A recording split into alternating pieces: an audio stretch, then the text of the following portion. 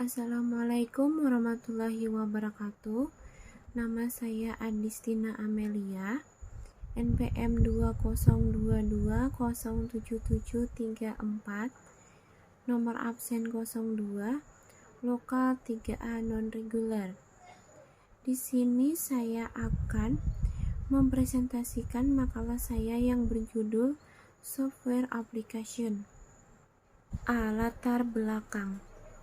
Perangkat lunak software telah berkembang sedemikian pesat seiring dengan kemajuan teknologi.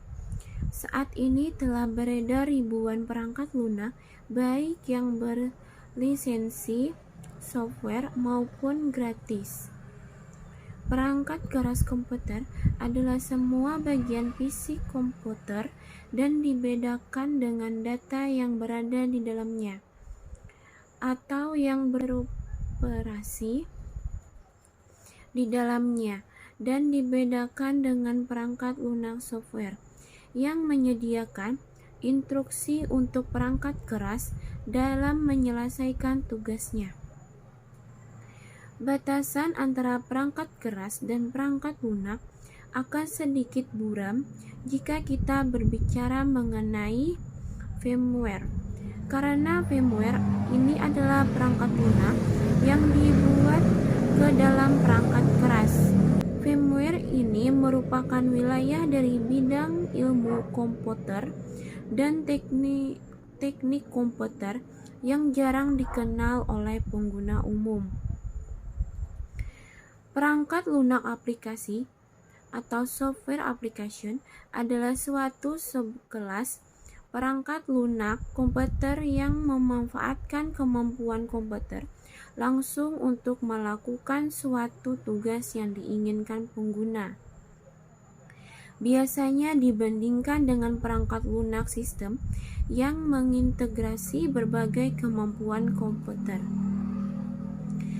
tapi tidak secara langsung menerapkan kemampuan tersebut untuk mengerjakan suatu tugas yang menguntungkan pengguna. Contoh utama perangkat lunak aplikasi adalah mengolah data, lembar kerja, dan pemutar media. Kita langsung ke pembahasan. Yang pertama, peranan perangkat lunak. Komputer hanyalah sekedar mesin yang dapat melakukan tugas dikehendaki pemakai. Sekiranya tidak didukung oleh perangkat lunak software, komputer bukanlah teko ajaib yang dimiliki oleh Aladin yang dapat mengeluarkan jin, dan jin tersebut dapat diperintah untuk melakukan apa saja oleh tuannya. Perangkat lunak sesungguhnya adalah program. Sebagaimana telah kita ketahui, program adalah deretan instruksi yang digunakan untuk mengendalikan komputer, sehingga dapat melakukan tindakan sesuai yang dikehendaki pembuatnya. Perangkat lunak adalah sistem umum atau adalah istilah umum untuk data yang diformat dan disimpan secara digital, termasuk program komputer, dokumentasinya, dan berbagai informasi yang bisa dibaca dan ditulis oleh komputer. Dengan kata lain, bagian sistem komputer yang tidak berwujud. Istilah ini menunjukkan perbedaan dengan perangkat keras komputer. Berdasarkan fungsinya, perangkat lunak dikelompokkan menjadi 1. Program aplikasi. Perangkat lunak aplikasi adalah program yang biasa dipakai oleh pengguna untuk melakukan tugas-tugas yang spesifik, seperti untuk membuat dokumen, memanipulasi foto, atau membuat laporan keuangan. 2. Program sistem. Program sistem adalah program yang digunakan untuk mengontrol sumber daya komputer seperti CPU dan peranti masukan atau keluaran. Kedudukan program ini adalah sebagai perantara antara program aplikasi dan perangkat keras komputer. Itulah sebabnya peran program sistem seringkali tidak terlihat secara langsung. Program sistem dikelompokkan lagi menjadi satu. Program pengendali sistem adalah program yang mengendalikan pemakaian perangkat keras, perangkat lunak, dan data pada komputer selama program ini dijalankan. Misalnya sistem operasi. Yang kedua, program pendukung. Program pendukung sistem adalah program yang mendukung operasi, manajemen, dan pemakai sistem komputer dengan menyediakan bermacam-macam layanan. Termasuk dalam kelompok ini adalah program utilitas, pemantau kinerja sistem, dan pemantau keamanan. 3. Program pengembangan sistem adalah program yang ditujukan untuk membantu pemakai dalam membuat atau mengembangkan program.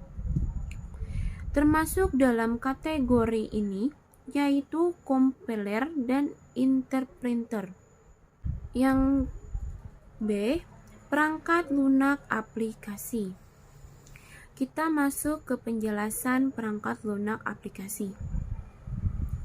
Perangkat lunak bisa digunakan oleh pemakai untuk melakukan yang spesifik seperti mengetik dokumen, memanipulasi foto, dan lain-lain. Kita lanjut ke pembahasan berikutnya. C. Macam-macam sistem operasi. Yang pertama adalah sistem Microsoft Windows. Yang kedua, sistem Unix. Yang ketiga, sistem Mac OS. Yang keempat, DOS. Yang kelima, OS. Yang keenam, Sunsoft. Yang ketujuh, sistem 6X atau 7X. Yang kedelapan, Windows NT. Yang kesembilan, Nextstep. Contoh sistem operasi modern adalah Linux, Android, iOS, Mac OS X, dan Microsoft Windows. Biasanya istilah sistem operasi yang sering ditujukan kepada semua perangkat lunak yang masuk dalam satu paket dengan sistem komputer sebelum aplikasi-aplikasi perangkat lunak terinstall. Sistem operasi adalah perangkat lunak sistem yang bertugas untuk melakukan kontrol dan manajemen perangkat keras, serta operasi-operasi dasar sistem, termasuk menjalankan perangkat lunak aplikasi seperti program-program pengolah kata dan peramban web. Secara umum, sistem operasi adalah perangkat lunak pada lapisan pertama yang ditempatkan pada memori komputer pada saat komputer dinyalakan. Dalam banyak kasus, sistem operasi menyediakan suatu pustaka atau fungsi-fungsi standar, di mana aplikasi lain dapat memanggil fungsi-fungsi itu, sehingga dalam setiap pembuatan program baru, tidak perlu membuat fungsi-fungsi tersebut dari awal. Sistem operasi secara umum terdiri dari beberapa bagian. Sistem operasi hanya mengizinkan satu aplikasi saja yang berjalan pada satu waktu, misalnya DOS, tetapi sebagian besar sistem operasi baru mengizinkan beberapa aplikasi berjalan secara simultan pada waktu yang bersamaan. Sistem operasi seperti ini disebut sebagai multitasking operasi sistem. Misalnya keluarga sistem operasi Unix. Beberapa sistem operasi berukuran sangat besar dan kompleks, serta inputnya tergantung kepada input pengguna. Sedangkan sistem operasi lainnya sangat kecil dan dibuat dengan asumsi bekerja. Sedangkan sistem operasi lainnya sangat kecil dibuat dengan asumsi bekerja tanpa intervensi manusia sama sekali. Tipe yang pertama sering digunakan sebagai desktop OS, sedangkan tipe kedua adalah real-time OS. D. Fungsi umum sistem operasi. Yang pertama, mengolah sumber data dan mengalokasikannya. Yang kedua, sebagai perantara antara pengguna dengan perangkat. Yang ketiga, mengkoordinasi dan menyediakan fasilitas sehingga aktivitas yang kompleks dapat diatur dan program secara berurutan.